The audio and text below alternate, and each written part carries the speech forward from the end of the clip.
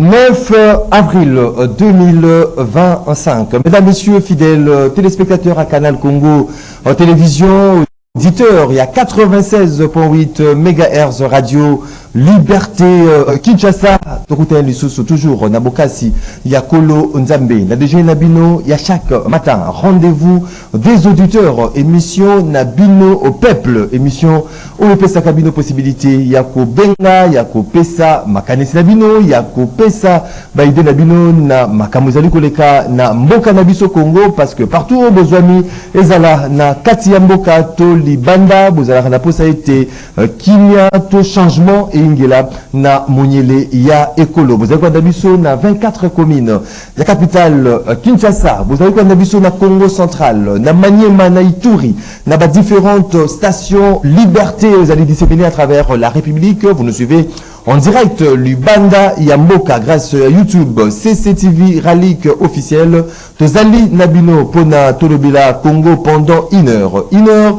Il y a échange, 1 heure, il y a débat, 1 heure, il y a proposition sur le sujet qui défraye bien évidemment la chronique en République démocratique du Congo, des sujets au cœur. Il y a Masso Nabiso, il y a Mokolo Alelo. L'ancien président de la République, Joseph Kabila Kabange Asiliko annoncé son intention, il y a Kozonga Mboka sans délai, c'est là après 1 année d'absence. Libanda Mboka, Joseph Kabila Asiliko déclaré, n'a écrit, n'a Asiliko Koma, compte tenu de la dégradation de la situation sécuritaire à travers le pays, ainsi que la déliquescence qui gangrène tous les secteurs de la vie nationale, j'ai pris la résolution des rentrées sans délai au pays, a écrit Joseph Kabila, ou la Silikoba qui ça a été. J'ai décidé de commencer par la partie orientale du pays parce qu'il y a péril en la demeure. Joseph Kabila le bien était à Kozong dans la partie est, partie orientale. Yamboka parce que Kunande Bitumba Ezali, Kunande péril à la demeure Ezali. Il y a eu avant même le jeudi Kuna Namboka, il y a Afrique du Sud, ministre des Affaires étrangères Thérèse Kayikwamba Wagner a Silaki déclaré qu'aucun rôle n'est prévu à ce stade pour Joseph Kabila Kabange dans les efforts en cours de la résolution de la crise sécuritaire. Que pensez-vous? Binom, vous allez compter sur la bande qu'on a bino. Vous allez compter sur la YouTube. Que pensez-vous justement dans cette annonce? Il y a retour, il y a Joseph Kabila Kabange. On va parler également dans cette émission rendez-vous des auditeurs de cette situation purement dramatique. Aussi qui s'est passé dans la capitale Kinshasa avec le pluie diluvienne et ça battait qui le 4 et le 5 avril et causé dégâts énormes, dégâts humains et matériels. On parle déjà de 30 morts et plusieurs habitations ont été emportées. On va s'interroger également aujourd'hui sur la gestion des catastrophes naturelles par les autorités congolaises. Un seul invité ce matin pour cogiter sur ces différentes questions. Tozaline honorable Nicolas Wemankoy. Rosali, président commission PAJ à l'Assemblée provinciale de la ville de Kinshasa, mais également cadre au sein du parti politique ACR, cher Eliezer Tamboué. Honorable Nicolas Wemankoy, Mbotenayo. Mbotende vos journalistes. Merci. Na lolenge oyambinga lisusu nakati ya plateau. C'est un privilège pour moi. Mais si na bandeko oyo ba milenge lipete balanda chaîne oyo epesaka basango ya malamu na tondi yo pe bandeko nyonso longo bosalaka na bango. Voilà, aujourd'hui, honorable Nicolas Wemankoy, pour discuter notamment à ces problèmes où ils allaient que s'est passé dans la ville, il y a à Kinshasa, Bino Bozali Kwandabiso, na Banda Konabino, partout Bozali Kwandabiso, beaucoup participé en direct à cette émission, rendez-vous auditeur, na ko Benga Biso, na ko Komela Biso, na Bato Bozali Kwandabiso, la télévision, numéro Ezali affiché au bas de vos écrans, où ça a été beau interagir, na Biso sur le sujet où Ezali, que vous avez débattu, na Tong.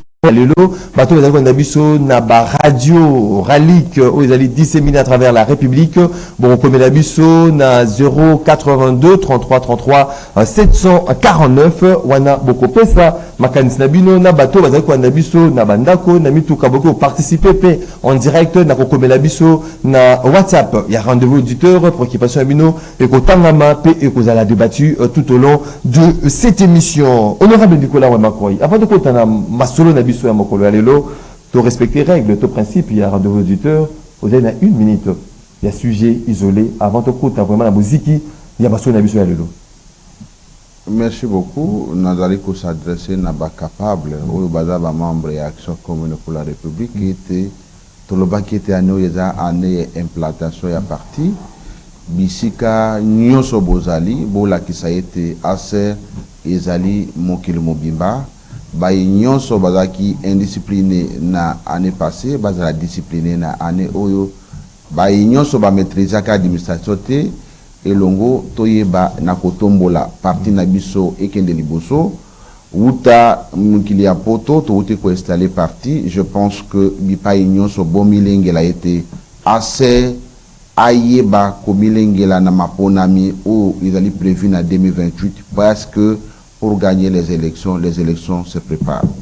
Les élections se préparent. Honorable Nicolas Wemakoy, vous allez élu, il y a commune, il y a Ngaliema, vous allez élu, il y a ville, il y a à Kinshasa. Parlons en tout le bien nous, Makambo, Etali, Sango, il y a toute cette situation dramatique, c'est ce qui s'est passé dans Katia. En Bokanabiso, 30 morts après la pluie diluvienne au Isabataki dans Bokanabiso, pratiquement mort Rouanais allait enregistrer mini la commune il y a Limité, commune il y a Massina, mais également commune il y a Mongafula. Comment personnellement aux alliés Kolandela, aux alliés Komona, c'est la gestion il y a catastrophe tant les alliés Koya ou les alliés voulutés pas il y a Baimbo mais lorsque gestion à catastrophe par les autorités congolaises. Merci beaucoup pour na mutuna aux alliés ko préoccupé bisognos tous alliés ko s'adresser na ba victime et puis ko yebisa bango nos condoléances les plus attristées pour na ba batiki biso par rapport na ba donné na zanango ils allaient jusqu'alors plus ou moins 42 personnes de batiki biso. Je pense que les oui, ils ont plus ou moins 42 personnes. Plus ou moins 42 personnes. Des Bakoufi, mais mingi Bakoufi na commune ya Njili, na commune ya Matete, na commune ya Kisens, na commune ya Mongafula, et puis la commune pe Ngaliema apparemment donné aux anangos d'aller citer la commune Ngaliema parce que la pluie n'a pas épargné la commune d'Ngaliema. Na nyonso eleki, je pense que ils allaient gestion ya ba catastrophe naturelle. Oui. Ils allaient gestion ya ngumba ya ville. Pas de catastrophe, ils allaient conséquences, n'est-ce pas? Il y a ba décision OEC Zouamaki na ba autorité ya ville pe ya gouvernement central. O na ko yebisa yo ezali nini na makambo wana. Nazali ko landa na télévision lolenge kani bazali ko taxer bazali ko kamba ville ya Kinshasa. Mais pour ma part, likambo o eleki ya inondation oyo il faut d'abord toloba ete mutu moko te abetisa kimbula. Ni ba autorité nationale, ni ba autorité provinciale, mutu moko te abetisa kimbula. Et là où ya mibale ya koloba ete catastrophe naturelle, lokola mbula o babengi inondation, et ça la makaka na Congo te, et ça la makana mokili ya poto, et ça la makape bisika ebele oyo kokamba mamboka ezali koleka malamu. Mais oya biso tokoki ko se limiter te kaka na catastrophe naturelle et sengeto sala autopsie ya événement wana. Autopsie ya événement wana jusqu'alors à présent ezali likambo ya non assainissement ya bassin wana ya ba mai. Oui. Assainissement ezalité mai na lolenge et salama. Vous allez que non assainissement wana bani ezali ko kota en jeu. C'est-à-dire mai ezali eloko nzambe asala o eleki makasi na mokili mobimba. et sengeli ko encadrer koyeba ko curer pe koyeba ko pesango bopeto po ete mai elekaka na ndenge ya malamu. Mai soki azui kaka moko boye ye moko akomilukela nzela mususu ya kolekela. Nini tomoni biso moko population soki tozui matiti oyo tokomboli lopango na biso tozui yango toke kobwaka na ebale. Ba autorité politico-administrative, là je parle, il y a ministère, il y a urbanisme et habitat, oyo ba sengela ki ko appliquer plan national, il y a urbanisme. Po te batala wapi mutu akoki kotonga, wapi mutu akoki kotonga te. Po ezali interdit ya kotonga na ma zone babengi non édificante, c'est-à-dire ba zone interdite pour construire. Mais ba autorité, il y a urbanisme et habitat sur le plan national, puis sur le plan provincial, batiki population batonga na bisika wana. Sur le plan national, là sur le plan provincial, il fallait autoriser population par rapport à l'autorisation de bâtir. Parce que pour bâtir, il faut une autorisation de bâtir. Nayoki ba allégué likambo moko, à mon humble avis faussement, la makambo église chez Kina Tabernacle, ou esengele babuka, c'est comme si l'église est moi parti ndambo ya mai. On peut conclure que l'église chez Kina de Bomisi Bad. Maï est outil, d'après mes informations, à partir du Congo central.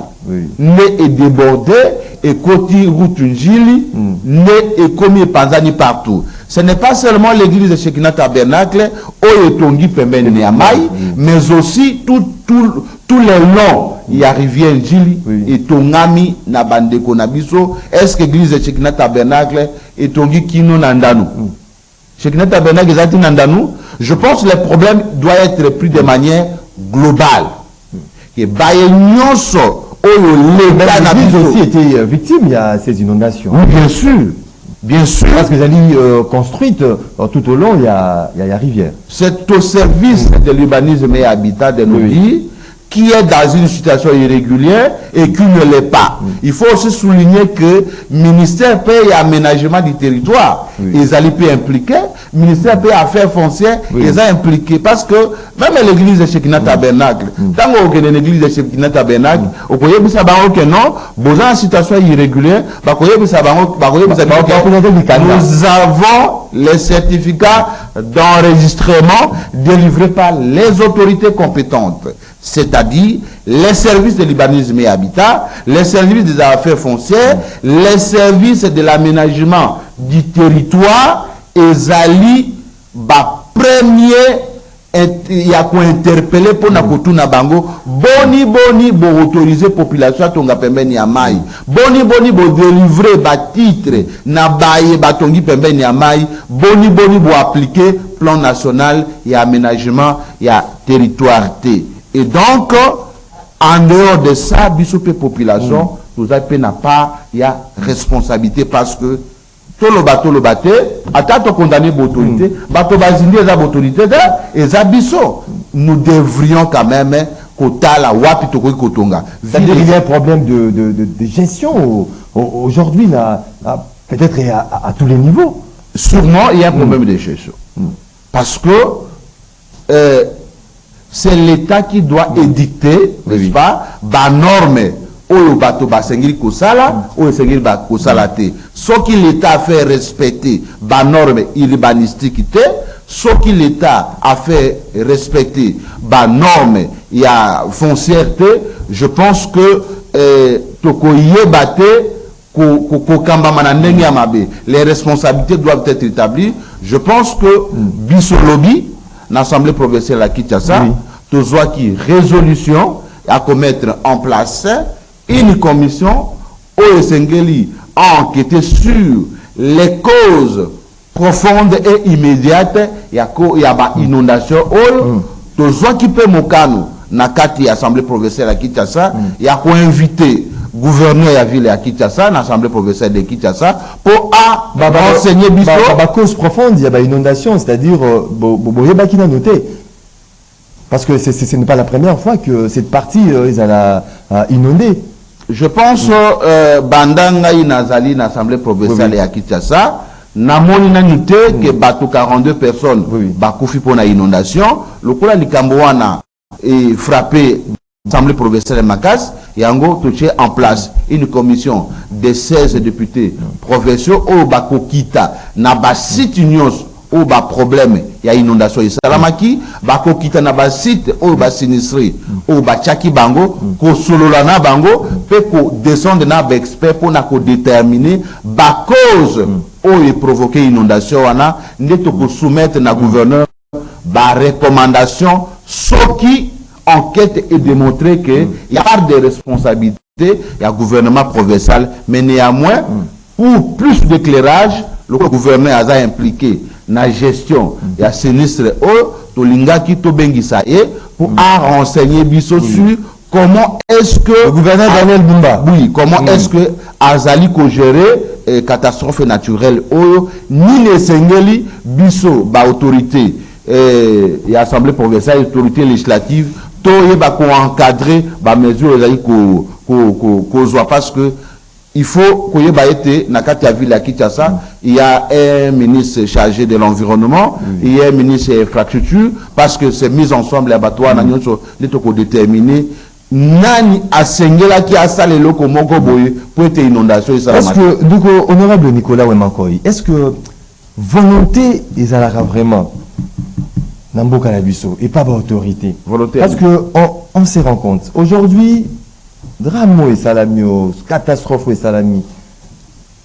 Le gouvernement qui parle de 30 morts, qui avait même révu le bilan à la baisse, par rapport à la donnée aux Alénango, plus ou moins 42 morts, c'est déjà énorme comme perte en vies humaines dans Katambo Kanabiso. Tomoni Mokonzamboka a échangé avec le sinistré au Bazali hébergé ou pris en charge dans le stade Tata Raphaël pour de décisions au Bassi Babarossi la Rosoa. Mais on se rend compte que tant le béba est kouéi, toi et l'autre est salami, au monde à Bobini, non, nous allons chercher toute commission pour nous relouer cause profonde, Torosalaboy. Jour écoleka une semaine, 2 semaines, au monde à Tobungisi Makamboana, puis tango catastrophe, nous sommes sur le Makambozo, ya Matobako Koufa, sans pour autant il y a une solution na ba problème au tozali na to mona ki yango dans nous Matobako Koufa qui est belé, Mokonzamboka kita ki wana azwa ki pe la décision pour te batonga basala mosala pour te danu wana bazala sous la victime na ba inondation te. Mais Timokula lelo na lelo bazali lisusu ya kozinda donc makambo zali ko kende kaka bon est-ce que volonté ça a été mais ben quoi to zui ba stratégie to ma solution pour to si ça makambo na directement ou bien ça la kaka to ekomeka pour na erosala ma lisusu kaka bon. Je pense que gérer c'est prévoir, je pense que gérer c'est décider, je pense que gérer c'est entreprendre. Biso nakati ya assemblée provinciale à Kinshasa nde na uti ko yebisayo on a estimé la plénière d'hier ne devrait pas être tenue. La plénière était prévue et elle a tenu na mukolo mususu mais on a vu l'urgence de la situation to décider de plénière elle a tenu hier. Tango to tenir plénière parmi ba ordre du jour qui a été adopté, il y a notamment la création d'une commission d'enquête.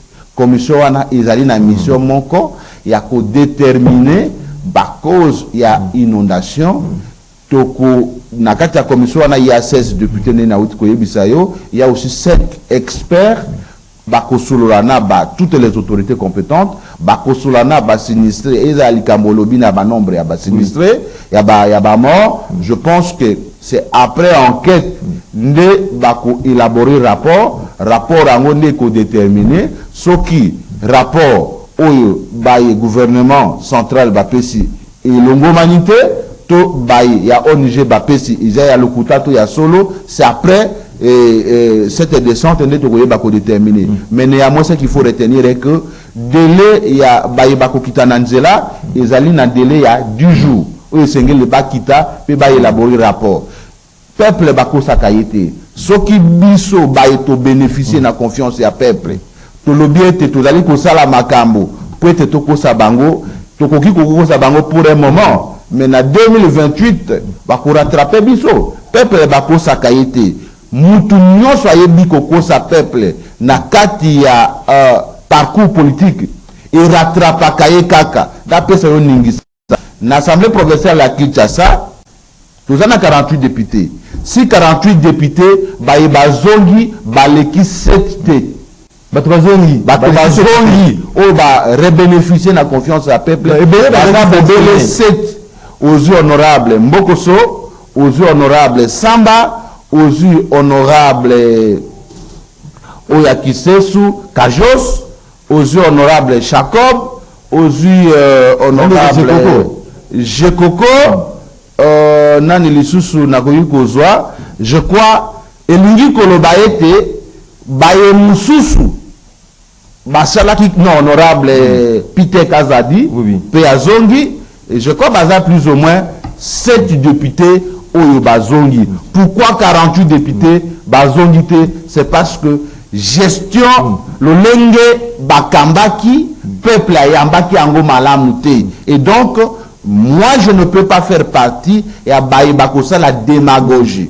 Je suis intervenu hier pour nakoyebisa ba collègues députés te bakosa ka peuple te to étudier ni les salaires d'inondation et salama. Soki baye batongi pembeni ya mai batongi mabe, l'état a droit décision ya ko délocaliser bango pour avoir une solution définitive parce que la vie humaine est sacrée. Pour autant toza démené pour na baye bande ko na biso bakufi na est, pour autant ici pour toza la peut démener pour non baye oyo ya ville ya Kinshasa. Et donc solution tozali koloka ezali définitive. Ce n'est pas une chose facile. Une chose solution définitive, ce n'est pas ba blague netologue te to dong sa gouverneur ya ngumba Kinshasa to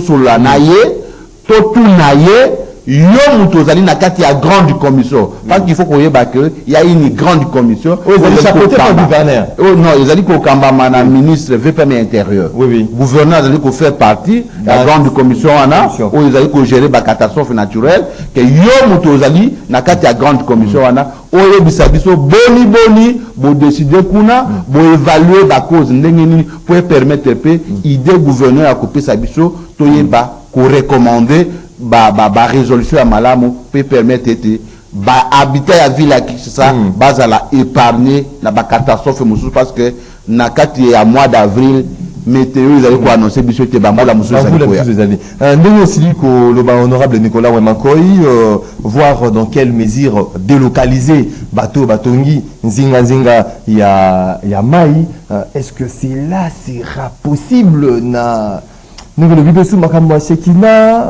vous allez penser de localisation, est-ce que c'est là vraiment ils allaient faisable, ils allaient possible dans mon cannabis parce que mingi même bazali indemniser bango babuka banda ko pembeni ya mai ya funa indemniser bango et pas ya banque mondiale, mais après un laps de temps tout le monde a bango bazonga kalisu kaka même autorité si bango sous autorisation de bâtir batongi kaka pembeni ya mai. Est-ce que ça livre vraiment faisable na mboka na biso que non ndako nyonso etongami pembeni ya mai bakoka ko délocaliser bango to démolir bango indemniser victime. Il y a solo et l'autre déterminaka action et à gouvernement et à volonté politique. Et aux alliés kotala na etando awa tozali kotala au taliban de kobatongi pembeni ya rai. Ce qu'il faut respecter c'est la loi. L'État n'est à la force publique. Tout en respectant les droits de l'homme, tout en respectant les droits de la population, mais néanmoins l'État n'a pas d'obligation de protéger le peuple pe bien na bango. Mais ce qui peuple abouki mobeko ya l'État et c'est l'État subit rigueur à la loi. Moi, mon humble avis, je pense que il faut faire respecter les normes urbanistiques.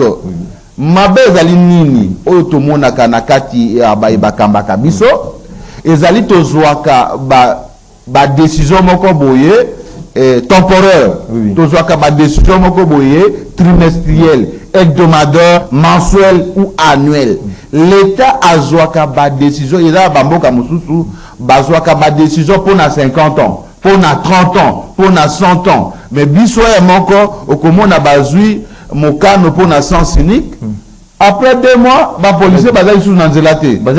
Après 1 mois, les policiers sont sous Nanzelate. Alors que mesures aux hommes qui sont salutaires, mais ce qui suivi les salutaires, c'est que les Bazali Kokamba, Bazali démissionnaire. Et donc, ce que je peux demander à l'autorité sectorielle, il y a urbanisme et habitat, il y a affaires foncières, puis il y a aménagement du territoire, Basala Lolenge Kani. Bakoki ko dégager d'abord maï parce que rivière Nchiliwana et koki ko zala un moyen où koki ko permettre et désengorger ville pour na bambouteillage to kezaka bamikile ya poto to kendaka peda bamboka mususu ya Afrique maï ko zala na maï na kati ya ville ezali richesse ezali pe décor munene nini te bakoki ko sala ete rivière ya Nchiliwana et koka ko permettre et uta autata na de bonhomme akomi pe na tina na maluku akomi pe kokoma na tina gombe akomi pe kokoma ta na limité ce qui batie ba canaux rapide ya malam batie ba bateau ya malam je pense que il ko désagorger problème ya ville à Kinshasa rien n'est possible lorsqu'on a la volonté politique on peut bien faire de bonnes choses na kati ngumba ya Kinshasa ni na kati ya Congo mobile. Voilà, avant tout qui est un sujet mon sous honorable Nicolas Wemakoy élu à ville il y a Kinshasa précisément la commune Yangaliema tout moni bandeko kuna na stade Tata Raphaël au Bazali prise en charge et pas le gouvernement central. Comment vous allez retrouver nos prises en charge ba babilili to sali ko mona même bandeko Bazali ko welela ba mbeto to qui msusu bazali ko kima na ba mousse ou ba pesi bango pour les servir bango na rola là. Comment vous allez, est-ce que ça va na durée to prise en charge wana ezali lelo balié lobby lali malamo après 2 jours après 3 jours comme abandonné à leur propre prédécesseur ou bien vous pensez vraiment aujourd'hui était un cadre il y a l'état où il faut aya au secours il y a population naé était batoana après étude parce que j'ai mon konzambo qui fera sa décision je ne sais pas la réunion devrait être tenue mon colo ya lobby il semble on va suivre le tour l'année là moi mon cas c'est ceux qui réunion en salamaki est-ce que batoana bakozonga kaka place bawandaki ko vendre ba habitation ba misusu pe ba habitation ou elongwe qu'est-ce que vous pensez premièrement de cette prise en charge à sinistré il y a vous là il y a les 4 ans les 5 après Nazalina ne ko saluer ba effort à chef de l'État où il a se déplacer qui pour na komona ba oyo ba yebi kozala ba victime ya sinistre nazali ko saluer pe effort ya gouverneur Daniel Bumba où ya kendeki na kati ya Mayanjili accueilli pe na kati ya ba sinistre. Moi, personnellement, je ne suis pas membre de la commission qui gère ces catastrophes naturelles. Je pense qu'à partir d'un rapport, où il copie ça m'a. Vous allez faire un de près, il y a tout ça. Oui, bien sûr, mais pour donner un point de vue rationnel, et c'est ngeli naye ba nini ba pesi, ni les angi ni les sengi kozala, mais autre ko senga na bayi nyoso ba s'engager pour na ko assister bandeko wana. Bayeba na ko assister bango dignement soki bamoni ete kovana na bango na stade de Martyrs et koki ko créer makambo auto monaki liboso ya maison communale ya Kinshasa pour na bandeko na biso bawutaki Brazzaville bayeba Kinshasa za munen soki bamoni ke bisika bavandi mbula mususu koki ko beta pour ete bakufa parce que bakovana éternellement te na kati ya stade de Tata Raphaël et kosenga ete mutu na mutu azonga ne sika moko boye hors danger or soki bazongi na bisika oyo mai kotelaki bango nini sali nini lobi ete mbula mususu oyo ya makasi koleko kobeta psychologie na bango. Je pense que les autorités compétentes et sengeli ba zala na politique préventive. Soki bazongi si batoane esika bazindaki, je pense que et c'est au risque de leur vie oyo ba ko salite ba délocaliser bango ata na Maluku ata na Ntsele ata na Mongafula bitika nyoso ba espace ezali ba ko salite bango ata ba hangar na batol ba vanda hors danger au lieu ya kozongisa bango bisika wapi inondation ezwaki bango. Pour rappel, Toyambe Bino Mokolo, il y a le honorable Nicolas Wembankoy, président commission PAJ, Assemblée provinciale il y a Kinshasa, cadre du parti ACR. Parlons-en à présent avant Tokota. Ndela Singa, peut-être un message, il y a Baimbo Karo Bazali Kokomenabiso déjà de partout à travers le monde. Joseph Kabila Kabange, président honoraire. Asiliko a annoncé retourner dans sans délai. Il faut azonga nakati il y a Mboka parce que situation ezali malamo vraiment te Kabila lobi était à kozonga na Mboka na partie orientale au place vraiment Bitumba ezali parce que y est à kozonga pour naya ko aider Congo pour la paix parce qu'il est un artisan de la paix. Comment premièrement honorable Nicolas Wembankoy au Yambi cette annonce il y a ancien président de la République Joseph Kabila Kabange. Merci beaucoup. J'aurais aimé qu'il annonce son départ et puis il a annoncé retourner. Lorsqu'il est parti, il paraîtrait qu'il est parti clandestinement. Et Kozonganaye, pour moi, c'est un non-événement parce que et Azali citoyen local là-bas citoyen à Kendeki kosala makamonaye privé, à Lenga Zonga ya kosala makamonaye privé parce qu'il n'a aucune charge publique en dehors ya Kolozala sénateur à vie et personnellement j'aurais aimé qu'il y participe à tous les débats du Sénat ou à offrir na peuple congolais expérience Oyaye na Katia gestion et Mboka parce que il a beaucoup de secrets d'État où a offrir collègue naïba sénateur. Il a fait 18 ans au pouvoir. Je pense que Akwai Kozala, s'il est de bonne foi, na makambo ya malamu ya ko offrir na Katia Sénat. Mais il faut retenir. Mais Alodi a précisé même le sens, il y a retourné parce qu'il y a dégradation sécuritaire dans presque tous les pays. Et en gros, il faut azonga. Problème à sécurité, Yambo Canabiso et Bandi n'a Félix Tshisekedi. Je pense que Joseph Kabila avait signé les accords du 23 mars avec le M23. Si il avait signé l'accord du 23 mars avec le M23, c'est qu'il y avait un problème sécurité. Quand est-ce qu'on signe un accord? On signe un accord, on analyse un conflit, on signe un accord lorsque il y a un conflit qui oppose telle partie à telle partie, va identifier enjeu et un conflit, pour déterminer la partie au conflit, pour désigner médiateur, tout facilitateur, à mettre Bino devant un problème au Sengeli. Boyokana, ou abandonner une partie de ce droit, ou abandonner une partie de ce droit, ne signer un accord de paix. C'est ce qui a été fait. Si Joseph Kabila aujourd'hui dit qu'il veut participer à la construction du pays, on ne peut pas lui refuser. Mais ce que je trouve trop mal dans sa démarche, c'est annoncer qu'il vient. Oui. Mais quelle est l'importance de son annonce? Et il annonce qu'il vient. C'est comme si l'annonce qu'il vient ferait peur aux autorités qui sont en place. En plus, il dit que il va descendre à la partie orientale. Vraiment, ils allaient annoncer, Patolobi était un tout Kabila n'a annoncé, on a retourné directement à l'aéroport, il y a Njili, il y a na Kinshasa. Mais Yomoka Siliko précisé était à Zoya, mais a décidé à Banda. Na partie orientale, il y a pays parce que péril en demeure, les alus kuna se Bitumba ezali na partie orientale, il y a ces pays à Bandande place Bitumba ezali. Je pense que Yemoko Kaka, Makamba Joseph Kabila, il faut avoir beaucoup de réserves, parce qu'il y a un tweet où il Salamaki na Kombo nae, tant que Tolandeli ezalaki été.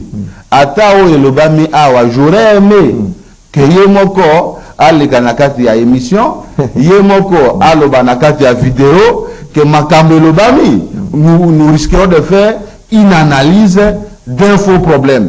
est-ce que eza Joseph Kabila, est-ce que eza Joseph Kabila te soki ezali pour na yo ezali était parce qu'il y a des écrits, il y a ses écrits. Est-ce que otangaki tweet moko euté koleka awa o elobaki ete Joseph Kabila a regretté ndenge après ça qui Félix Tshisekedi pouvoir. C'est comme si attends tweet yango, c'est comme si c'est lui qui avait le pouvoir alors qu'à ce que je sache pouvoir dans la démocratie, le pouvoir appartient au peuple.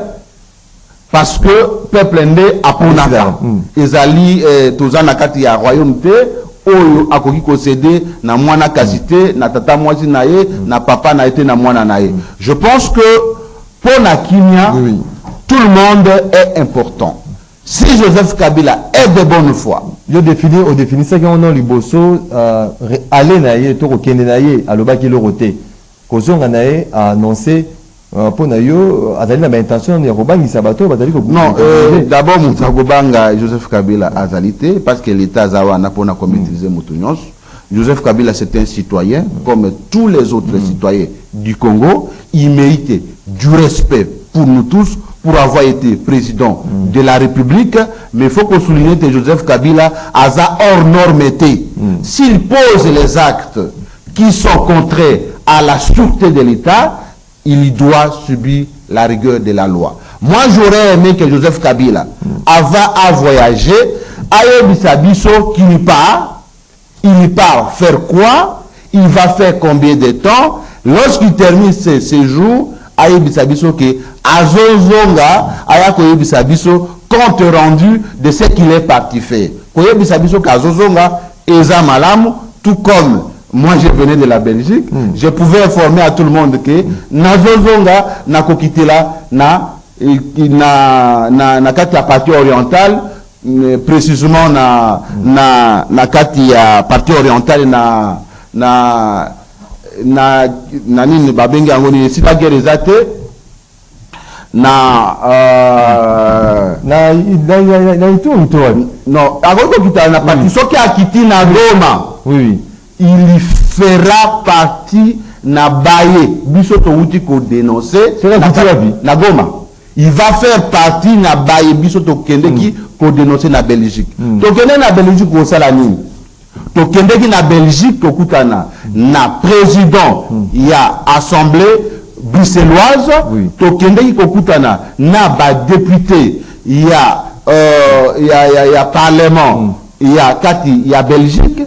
Tokende kokutana na ambassadeur ya Belgique, tokende kokutana na bourgmestre ya Belgique, tokende kokutana na diaspora ya Belgique. Parce que c'est lui qui a été soki Belgique te mais la table résolution auto bénéficier nango tozui yango te.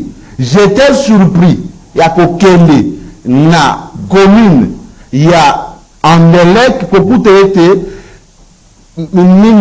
conseil communal na bango bazui résolution ya ko condamner Rwanda pe ya ko senga retrait immédiat ya M23 na kati ya territoire o ya biso basengi biso ete to fournir bango ba information na baye nyos bakini mboka awa po bakende ko sala rébellion na kati ya Belgique to fournir bango ba documentation ezala bandeko na biso Jean-Jacques Mamba oyo azalaki membre ya parti ya pembeni oyo ya bino awa ezala bandeko Franck Diongo ezala Rex Kazadi parce que celui qui a la nationalité belge ne peut pas faire une rébellion contre le Congo parce que sa nationalité doit lui être retirée. Moutou oyo a bénéficié na asile ne peut pas faire la guerre contre Mboka ou Babengi République démocratique du Congo. Oui, voilà Kabila pour nayo ceux qui tina Goma on a assimilé na bato wana nyonso. Mais motuna ya Mboka ezali boye. Kabila a annoncé retour na. Est-ce que annoncé retour na parce que il y a eu des accusations. Mokonda Mboka yemboko asila ki koloba ete Kabila yene mutazali Sima to chef des villes, il y a chef, il y a AFC, M23, il y a mokonzi na bango. Moi mokonzi mboka mtalobaki. Na moment où na niveau parce qu'il y a des accusations. Démarche judiciaire, égalité. Tomoni a ta plainte de mon côté. La justice va déposer contre Kabila par rapport à toutes ces accusations. Que Kabila Zali Sima AFC, Kabila Zali Sima 1-23, Tomoni est l'autre côté. Tomoni démarche de mon côté judiciaire, ok, non, va condamner Kabila, va nous Kabila Makambo, Tomoni est l'autre mon côté. Est-ce que ce n'est pas le fait que l'État ou le gouvernement reste silencieux par rapport, il y a certaines accusations d'aller porter à l'encontre de Joseph Kabila, et Zali Kopé, ça a été le long pifo, Nazali Kozonga Mboka, parce qu'il n'y a rien, il y a une démarche judiciaire où ils allaient intenter peut-être contre Joseph Kabila, au-delà de ces différentes accusations. Tozali Namboka, il y a démocratie, où il y a la liberté d'opinion, et notamment les chefs de l'État, où il y a droit, il y a quoi alléguer, où il y a Monique Zali Malam, mais il faut qu'il y ait Nakati Amboka Nabiso, Tozali na Otobengi séparation de pouvoir. Il y a le pouvoir exécutif, où il y a bicéphale, où il y a chef exécutif, il y a président de la République, où il y a l'année deuxième chef exécutif, il y a premier ministre. Tozali na Otobengi pouvoir judiciaire, où il y a na séparé na pouvoir exécutif. Ce qui chef de l'État, à mon été, Joseph Kabila a impliqué na kati il y a mouvement M23 to AFC, ils ont point de vue naïe, ils ont point de vue il y a justice, justice c'est ce que les gens la moussala, bah qu'on déclencher enquête, même à partir il y a ministre d'État, ministre à la justice, à quoi il sa injonction na procureur général près la Cour constitutionnelle, soit pour que général et la Cour de cassation, selon les cas, pour être poursuivre. Joseph Kabila a bénéficié d'un principe et à présomption d'innocence, le coup à tous les autres Congolais, pour autant qu'il n'y a pas une décision judiciaire qui les condamne, pour autant qu'il n'y a pas une procédure judiciaire enclenchée contre eux, Azali citoyen libre jusqu'à ce que culpabilité naïe Ezali établité, Azana liberté, Penaningisa, Yakoya Congo, pour na combattre la Congo, pour na participer na Kenya ya Congo, ce qui aille pour na coacher trouble na Congo, là je ne suis pas d'accord avec lui. Là vous n'êtes pas d'accord avec lui, mais c'est-à-dire il faut toser la Kabila. Toser la Kabila ya akitananu. Toser la Kabila ya bisayo et koki kozala. La partie orientale yo zali comme on a comme on a akita pas sur mon sous parce qu'il y a le lien. Partie orientale izaka goma na Bukavu. Partie orientale pas si bitu mezali mingi. Izape na Kisangani les alliés na Kisangani pesa partie orientale non? C'est ça non? Mais oui. Mais il y a signifié parce que na Kisangani nous fait bitu mezalité. Alors tenez pas si bitu mezali. La bitu mezali pembe na Kisangani. Na Bunya pe bitumbeza pembeni, na Beni pe bitumbeza pembeni, na Ituri pe bitumbeza pembeni, Uvira pe bitumbeza pembeni, akoyi pe kokitawana, a moraliser ba militaire, a moraliser ba militaire. Oui, akoki ko moraliser bango yibisa bango que nous avons qu'un seul pays, la République démocratique du Congo. Vous avez prêté serment pour se battre pour la patrie. Bobunda et Longo de Tokolonga, s'il le fait en bon patriote, en toute sincérité, en toute sincérité. Oui, en toute sincérité. Comme moraliser les militaires. Ouais. Mais bien avant, le jeudi, à Johannesburg, en Afrique du Sud, la ministre d'État des Affaires étrangères, Thérèse Kayikwama, Batunaki Motunamoko, par rapport à Joseph Kabila, a déclaré qu'aucun rôle n'est prévu à ce stade pour Joseph Kabila dans l'effort en cours de la résolution de la crise sécuritaire. Mais Kabila, à travers ses écrits, tout à comme on a intention était parce que Mboka Ezali en danger, Mboka Ezali menacé, aya pona kimia, mais la ministre des Affaires étrangères, vous allez analyser un monde de parce qu'on dit aucun rôle les alliés prévus pour Joseph Kabila, il y a des démarches les alliés en cours, il y a résolution, il y a cette crise sécuritaire. Je pense que s'il faut la paix, c'est quelque chose qu'il faut construire.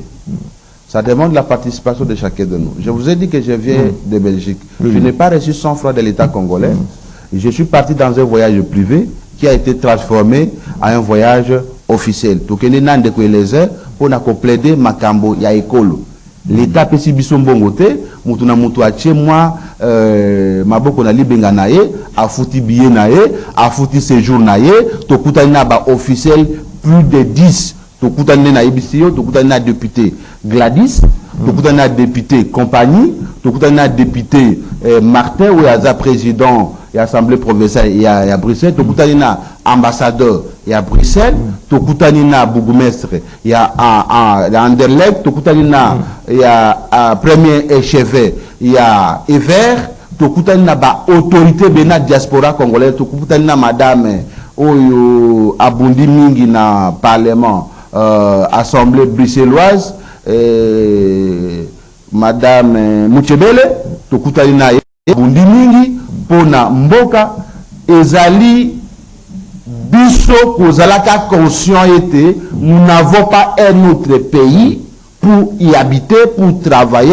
Nous n'allons pas attendre permission à la ministre des Affaires étrangères pour travailler. Si Kabila s'inscrit dans le même schéma pour se dire je dois travailler pour la paix de mon pays, et Koki Kosenga Teka ministre des Affaires étrangères a fait sa mission spécifique pour travailler.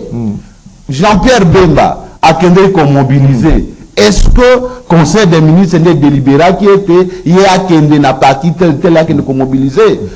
Ndeko Liaou a qu'un qui qu'on mobiliser. Est-ce que Batinda qui est? Ndeko Eleze a qu'un qu'on mobiliser. Est-ce que Batinda qui est? Je pense que la paix est une affaire de tout le monde, de vous journalistes, vous à la sincère, vous communiquer pour pour supporter, pour encourager, FRDC, vous communiquer pour soutenir chef de l'État ou Yazali, commandant suprême, et la force armée congolaise, boyeba, kobunda pete biso nyonso, toyeba kotonga kimia. Ce que vous allez journalistes, awa, na CCTV, c'est parce que kimia ezali. Ce que Joseph Kabila aligné a joué rôle sans que l'État a confié Yango, ezali mabete. Néanmoins, le ministre a dit jusqu'alors, il n'a pas encore un rôle à jouer jusqu'à l'instant.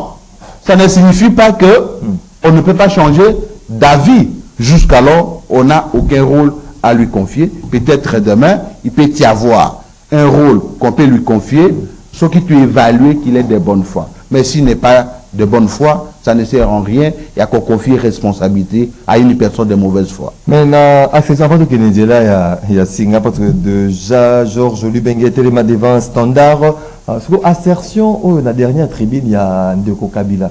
Le bas qui était les M23, AFC, c'est l'aspiration, il y a peuple congolais. Yo, voilà qui est en gros, ndengeni. Aloba qui toi comment qui? Ah comment qui t'es? Moi j'ai beaucoup nazalakande na moi ba nazalakana moi ba doute na ba écrire Joseph Kabila.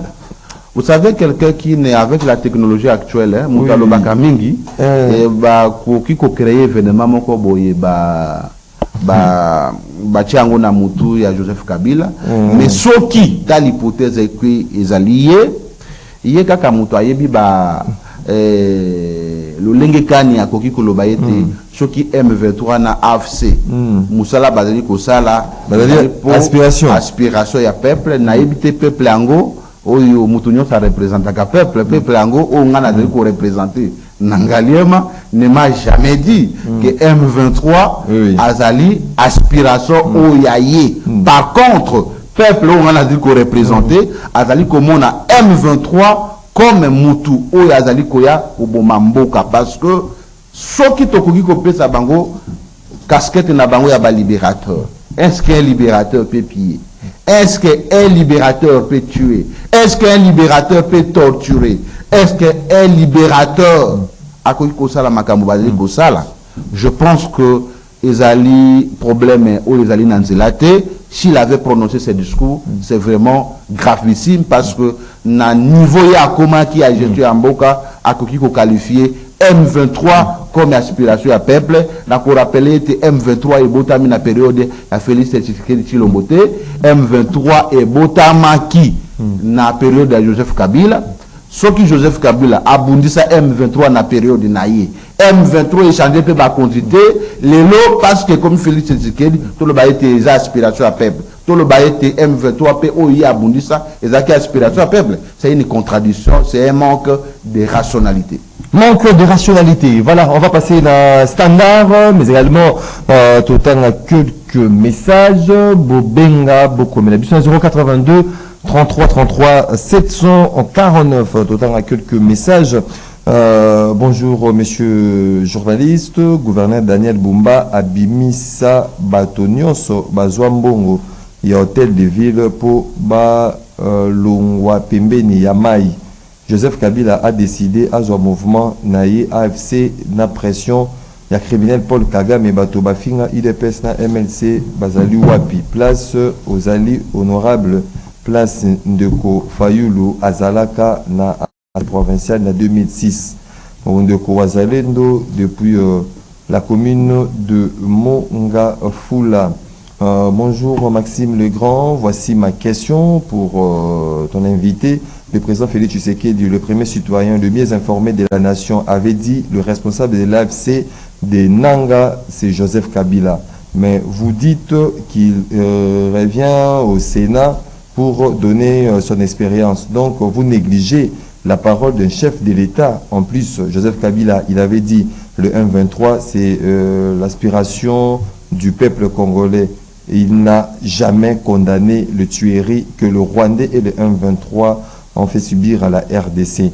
De Serge Mobito depuis quelque part à Kinshasa. Voilà, on part en standard, dans le photo Zabaï, au Bazali Nandila, Singa, Papessa Makansamon. Allô, bonjour. Allô? Oui, ben biso apiko mebe Makansina yo. Allô? Oui, tozali kolanda ndeko. Tozali koyoka yo. Oui, là, monsieur Roger. Oui, monsieur Roger. Oui, là. Allô? Tozali koyoka yo ndeko Roger Loba apesa makanisi na yo. Oui, la bengi pour la honorable. Que biso tozali la commune Ngaliema. Zolo va pas makamususu mais biso awa côté ya poko ya Mondo Vision ba dégâts salina te eza na tio moko ya régie des eaux na Mondo Vision awa tio wana ya Mondo Vision ko la ba dégâts ya mayi leta na mayi ya Lukunga. Alors nasoni na honorable soki moyen ezali tio wana ezosala ba dégâts awa l'extension ya régie des eaux te balongi bakata ngo c'est-à-dire bloquer maïs les cassis soit la tête utiliser un sous maïs mais régie des eaux fallait ya kokata alors la tia comme serviration la maïs na quartier alors il fallait kata ngo parce que ils ont ça la bas dégâts ce qui maïs c'est une bonne idée il faut que ils bloquer ça la faire pour que maïs ma casse. Merci beaucoup Ndeko, message capté 5 sur 5 Tio Kunala Ngaliema. Toké pas Ndeko Mususu apesa makanisi na bango. Allô, bonjour. Allô, bonjour. Oui, on peut bengi biso ape comment apesa makanisi na. Allô. Tozali ko ka Ndeko. Na bengi na commune à Sélé, papa Béa. Oui. Na lobi que IDP c'est la raison pour notre taxi. De quoi accueilli, UDP c'est qui a raison, on prend un bail. Allô, bonjour, Ndeko Maxime. Oui, au bengi biso ape comment apesa makanisi. Oui, Ndeko Mitterrand. Chaque moutavo doit dire que la permission. Na pays ni ya monde yo ko ja buka obadi ko satisfaire parce que ko ta ramé aux ana de mandat wana te. Omondi ka violation à cette qui a ngoto no poko na biso a de ça c'est ya ngoto dit que no boyo. Yo ko la buka te obadi ko recruter ba yo la buka te obadi ko sa diplomatie. Non! Ya ba rire ya ngoto zo loba. Ya ngoto dit que no ni sacré la bino e ja vide ça ilo ko te ya. Merci beaucoup Ndeko Mitterrand depuis qui Mbantseke. On poursuit. Allô, bonjour. Allô, oui. Bonjour, papa Maxime, la question bossée, vraiment. La zone de la Mikolo révision aux aussi tangoté comme pas au cas qui excusez pour Merci beaucoup pour la suggestion. Donc, dès que ça au moins que asa mutumoko asa congolais fallait aya na mapele na ye awa tangu ya koya awa vraiment utakoy ko intimider asa te pour eza mboka na ye kwa kotambola bino bokangi mutu na infraction te ndeni ba mo bokumo ko ka keza aza na Afrique na ba M23 ezala ka te yo moni bokangi na infraction keza aza ba M23 fotika ba bilo batika bilo ko na ba ya IDP to amaka malu. Merci papa merci. Merci beaucoup Ndeko depuis Kinshasa. Nous continuons avec les appels des uns et des autres. Makansina Bango par rapport à ce sujet. Examen. Comment les bissotos, Bobengi Bissom. Allô, bonjour. Allô, bonjour, Nego Maxime. Oui, Bobengi Bissom, puis comment les Makansina? N'apprécie les honorables Mbote. Merci beaucoup. Avec un malema. Oui, oui. Maintenant, le banane honorable, à la naïe qui est dans le Bakino, puis sa population de bois Kalamatiti, Nagamai, à la terrasse. Les honorables, ils vont nous soutenir pour la population bazaka et comme ça biso. Pour la biso, pendant oui, pendant la guissette qui n'a sous la guissette sa place pour la biso pour elle, qui au biso de bois kamaki. Ils ont comme ces habits non débat pour la responsable, il y a ma peine sur ce comme la biso. Biso pour le babou. Pour na kabila, azamu bomi, ils ne peuvent le bois babou. Parce que vous faites une prison pour les bangwa, pour la biso place pour les bats pour faire une prison pour vous maïna. Pour la biso place pour les bangwa. Merci beaucoup Ndeko. Depuis quelque part, on continue avec les appels. Allô, bonjour. Bonjour. Maxime, bonjour. La invité na biso Orio, député de Légière, on a dit que pour que ça me pour la paix. Bon, le Légière, le Parlement ensuite a proposé mais la loi et dans félicité. Mais il y a tellement de défis dans ce sein honorable. Fongola miso papa la ba chief nyosi hotel de ville ba tout nyoso ba sombo wa eta ba tika ma place ya mabe ba so ndongo te sengi ba ndongo na makasi so ba moni ba so sombo wa leta o tika place te ba kangi yo wane ko bomma ko de bongo wa leta pe tourne ma auto so do ya mfana o eta ma kabante ko kabila papa na ngai mutu nyosi meme o ba sala ka politique te po ba ye bango ke mutu asana shima ya afse so kabila so mona kabila tangu ba bokufi na goma ata iloko mo kwa mais tangu amoni kata communauté internationale ko sanctionner pour tacaner la diplomatie chiffante ya président Fachi Beto ale ya la muki abani de chapo ko loba oba droit bazali ba congolais so bon de l'année puisque qu'il a dit la bénédiction awa pour l'élection sous le 2028 ba jole position mon côté. Merci beaucoup Ndeko. Merci beaucoup Ndeko. Tozwi baimboka mosusu pe bazali na posa ya kopesa makanisa bango na masoto zali kobeta mokolo ya lelo. Allô, bonjour.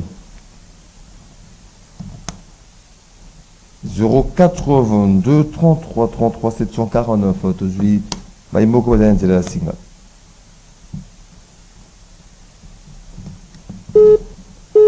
Allô, allô papa Martin. Oui, obengi biso ya piko bana bakati.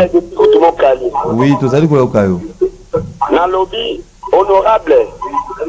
Makambo tozo kuta na lelo et compétence il y a gouverneur de la ville. Il y a gouverneur de la ville. Wana kuna théâtre parenthèse. Bozonga ya Kabila.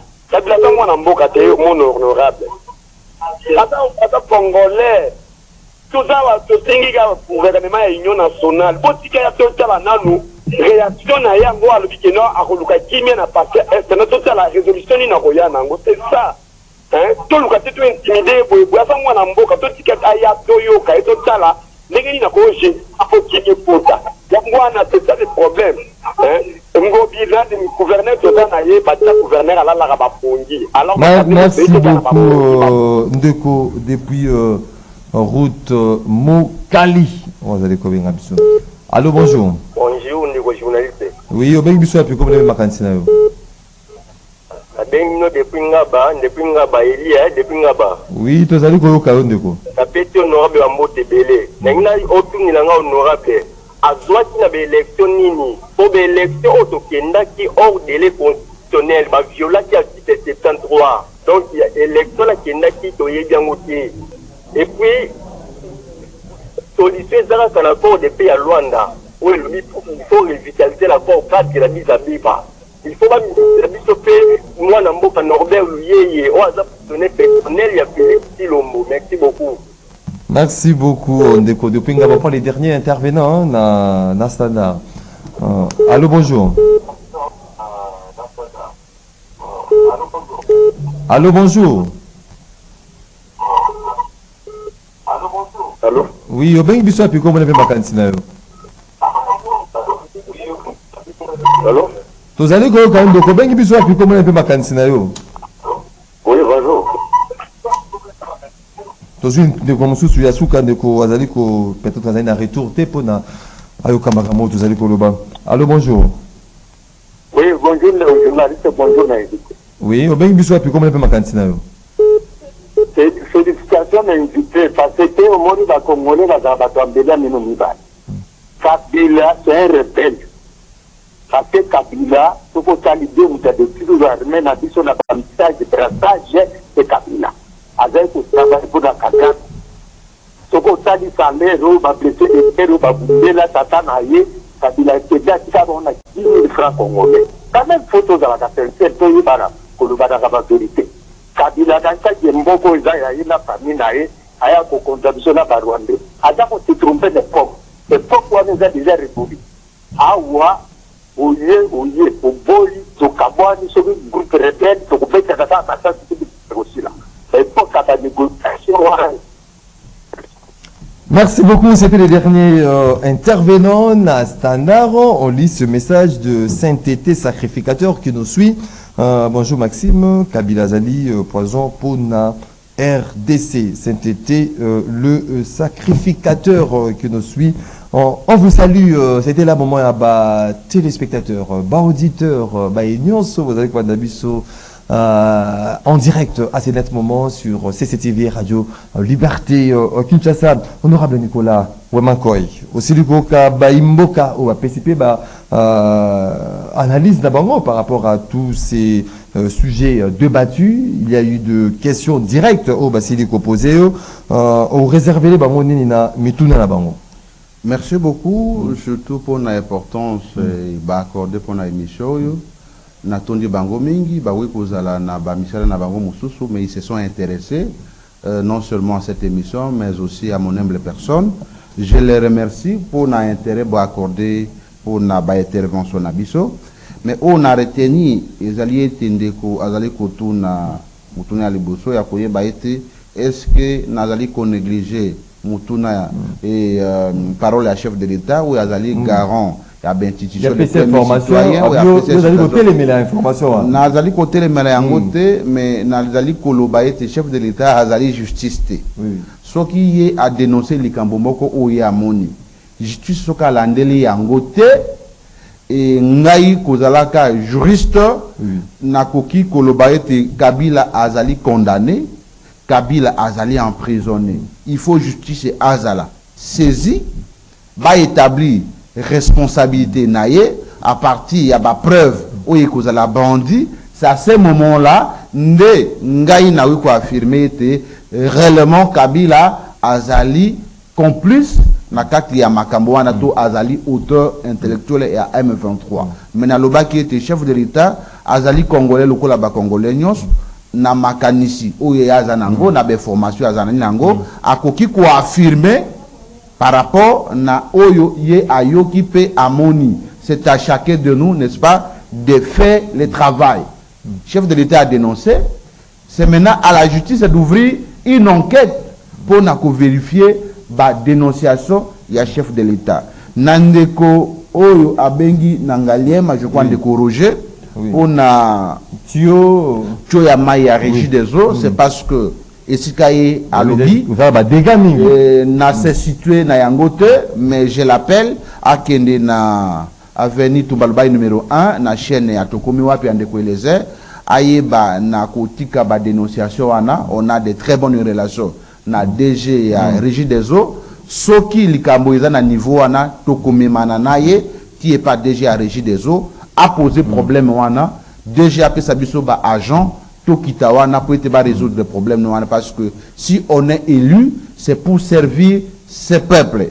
Likambo mususu ya ndeko mususu ya Ngaliema ou ya zali koloba ete tokoki ko condamner peuple te pour na ko jeter babiloko ya immondice na kati ya bakaniveau na kati ya mai. J'ai toujours dit que le peuple a aussi n'est pas de responsabilité, mais ba autorité peut bazana ba responsabilité na bango et sengeli batia ou ba bengi ba dépôt ya ba immondice pour être ba nyonso bazana ba poubelle na bango et sengeli l'état ayeba koloba ete na coin tel et sengeli boboka ka poubelle awa na coin tel il faut boboka ka poubelle awa pour être ba yeba kolokota. Responsabilité est à partager, mais cela ne signifie pas que ceux qui battent et si il y a déposer la poubelle, n'est citoyen normal, aux oies, bilo qu'on a eu à Mabé, ou qu'on a terrassé. Et ali civisme ndeko oya lingi mboka oyaye akoki kozwa ba salité na yete akende kubwaka na terrasse te parce que pour na ko justifier te et sika ya kubwaka yango ya l'état ezalité tozali ko interpeller gouvernement provincial bayeba na kotiaka bisika wapi bandeko bazali na salité bayeba ko ya ko déposer yango pamba te o bazali négligent bakobwaka bisika wapi o bango balingi o ya lobiete gouverneur azali incompétent par rapport na je respecte son point de vue mais elo qu'on a eu kolobayete mbule betaki gouverneur te mutabeti saki yango gouvernement central pete mutabeti saki yango ezali catastrophe naturelle et bandi awate na mikili o eza développé koleka biso et salama déjà et je pense que et là que c'est tout ça là parce que gouverneur c'est prévoir ba ko réfléchir à partir à dégâts au esali pour na ko éviter lobby été bande ko mususu ba kozala attaquer déjà binomoko na niveau ya assemblée provinciale ben fort ezali fourni par rapport à la commission qui sera mise en place pour na ko luka ba cause profonde ya ces inondations justement pour na ko trouver ba solution pérenne à ces genres de catastrophes où ils allaient se poser peut-être dans le cannabis. Oui, exactement, c'est ça. C'est parce que je vous ai dit, d'entrée de jeu, qui plaignait au Salama Kilobi, ça ne devrait pas se faire. On a organisé une plénière d'urgence.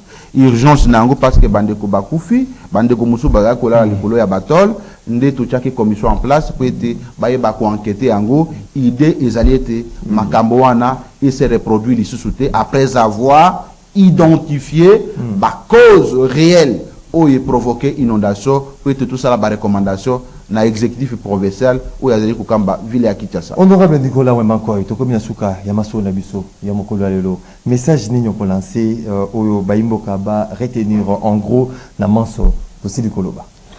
Na bande ko na biso ya est oyo bayebi ko se mouvoir na ba mouvement na bangote oyo bazali torturé oyo bazali na ba hôpitaux boye bayete nous sommes des cœurs avec vous na bandeko ya Boadi ya Ngaliema na ndeko na bandeko ya kati ya Masisi baye nyonso bandako oyo kendeki nous sommes des cœurs avec vous nous travaillons pour rétablir ba autorité de l'État place nyonso oyo ezalité bayandeko ya des bonhommes baye nyonso ya ndanu oyo bazindi na mai baye ba été notre mandat n'est pas communal nous exerçons un mandat provincial nous sommes des cœurs avec vous l'Assemblée provinciale de Kinshasa a pris les choses en main commission ezali ko kita pona ko identifier ba cause ya inondation to ko établir ba responsabilité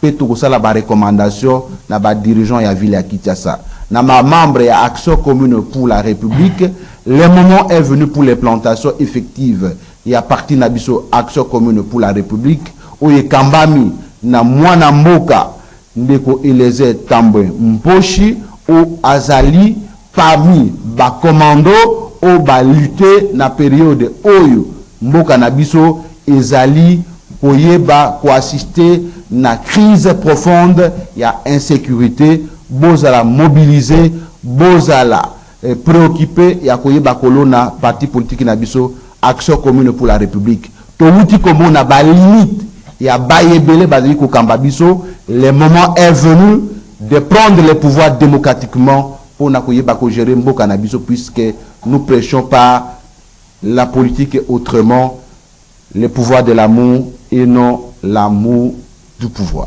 Le pouvoir de l'amour et non l'amour du pouvoir.